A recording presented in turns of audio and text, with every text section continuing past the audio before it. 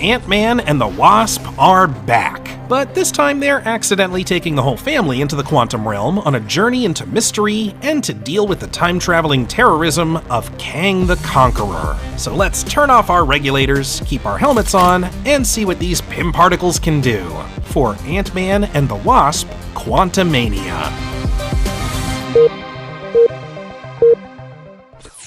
Meet Scott Lang, a recently released convict who's doing his best to reconnect with his daughter Cassie, but can't seem to hold down a normal job, so naturally he gets talked into... I was at a wine tasting with my cousin Ernesto. Oh, hey, I'm narrating this recap. What? Anyway, he gets talked into burglaring this old house where he finds nothing but this weird-looking suit, which can actually shrink.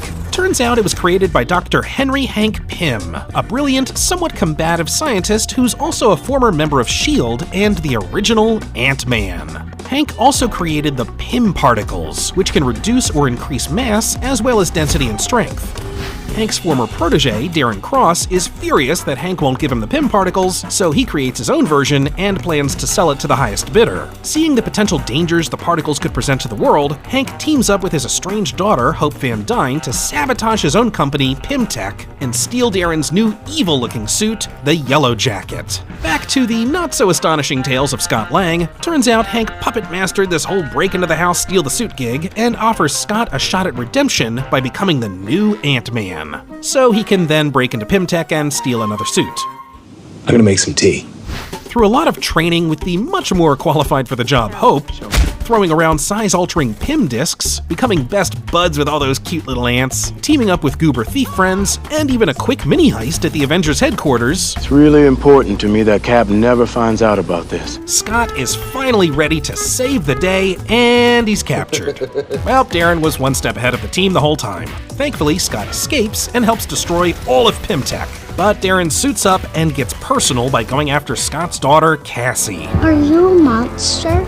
After an epic battle of good versus evil that transcends the boundaries of all size and matter, Scott realizes the only way to stop Darren is to go subatomic and destroy the Yellow Jacket suit from the inside. The only problem with going subatomic is that you can't stop shrinking and you'll eventually end up in a really crazy place called the Quantum Realm, something that unfortunately Hank's wife Janet had to do back in 1987 to stop a Soviet missile. Well, Scott does it, and boy does it get trippy from here. Luckily, he maintains his sanity during this trip and inserts a spare Embiggen Pym disc into his regulator, growing right out of the quantum realm.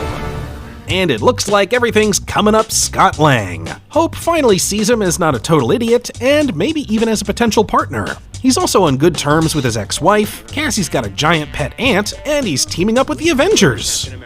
Well, it's sort of. He's teaming up with some of the Avengers to fight other Avengers, and I don't know, it's a whole registration thing. Oh, and Spider-Man's there too. You know, can he talk to spiders like Ant-Man can talk to ants? Who's the better bug hero in this situation? Anyway, Scott rides a Hawkeye arrow, gets really freaking big, and finally embraces being a true superhero. Something just flew in me!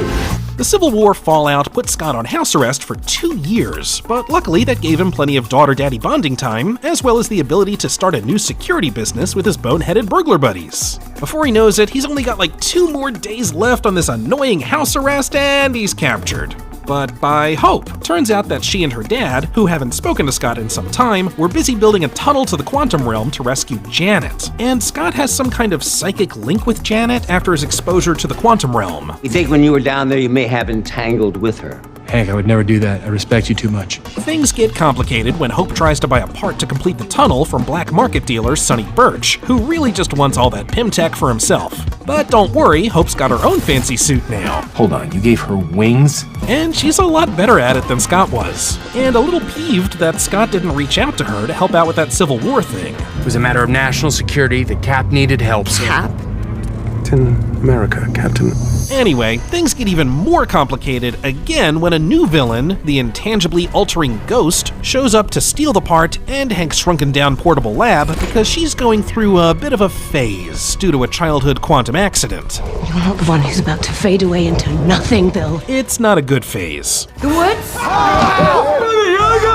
She's teaming up with Hank's old colleague, Bill Foster, who also wants to get Janet back, but he wants to extract quantum energy from her that she's absorbed in the quantum realm and use it to balance Ghost's molecular structure. Then there's a lot of car chases, with big and little cars and Scots of various sizes, small, medium, large, and way too large. I'm just gonna go to sleep now. Plus a healthy mix of the FBI, battles with Sonny's goons, and a final showdown with Ghost. While all that is happening, Hank is deep in the quantum realm, where he finally reunites with his wife, Janet, who does end up snapping Ghost out of her phasing issues via quantum energy. And hey, speaking of snaps... During a quick exploration of the quantum realm, Thanos did that thing where he killed off half the population, including Hope, Hank, and Janet, who were all operating the quantum tunnel, leaving Scott stranded in the quantum realm. 5 years later. Or 5 hours later for Scott, who escapes the realm to a much different Earth post-Thanos snap. Thankfully, Cassie is still alive, but a lot older. At this point, poor Scott has lost a combined 8 years of his daughter's life. But after joining up with Captain America and Black Widow, he theorizes that by harnessing the quantum realm's power, the heroes could go back in time and stop Thanos. Or as Scott dubs it, Time heist? you know what, Tony Stark just doesn't get it, but Smart Hulk totally does. Well, actually, maybe he doesn't. Somebody peed my pants.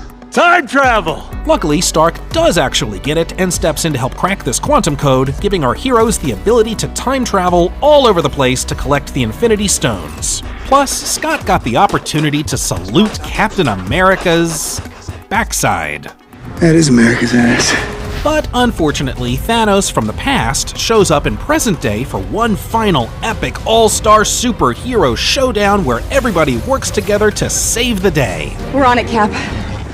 Scott even punches a giant sky whale. And Captain America picks up Thor's hammer and he says, "Avengers assemble!" They all come back, and then Iron Man and Spider-Man hug, and then Black Panther remembers who Hawkeye is, and he's got the Infinity Gauntlet, but Spider-Man flies through the air like whoosh on Mjolnir. He's holding the Infinity Gauntlet. Thanos doesn't even know who Scarlet Witch is, but then she almost kills him. And Captain Marvel's so strong, but then Thanos is even stronger with the Power Stone. He punches her boosh, and then Iron Man dies. And that brings us to Quantumania. But who's this Kang guy? Well, we got a little glimpse of him, or at least a variation of him, in the final episode of Loki under the moniker of He Who Remains, who hangs out at a castle at the end of time. A variant of this guy from Earth in the 31st century discovered the existence of the multiverse, which ultimately led to a multiversal war, which then led this variant to create the Time Variance Authority to preserve the sacred timeline. Just wait till you meet my variants. Now, he did all this because along with the discovery of the multiverse, he also met and worked with several variants of himself. And turns out some of them were not all that good, like Kang the Conqueror, who, like his name implies, only wants to conquer and rule over the multiverse. All of this was explained to Loki and Sylvie, a variant of Loki, who gets pissed, stabs He Who Remains, causing the multiverse to fracture and the inevitable rise of Kang the Conqueror. See you soon. So it looks like we're finally gonna see what this Kang the Conqueror is all about. Probably conquering, but why does he need Scott's help? And what other Scotts are we gonna see in the quantum realm? Hey, what's up? I'm Tane. Wait a minute, how many Scotts are there? And who will survive the quantum realm? I don't have to win. We both just have to lose.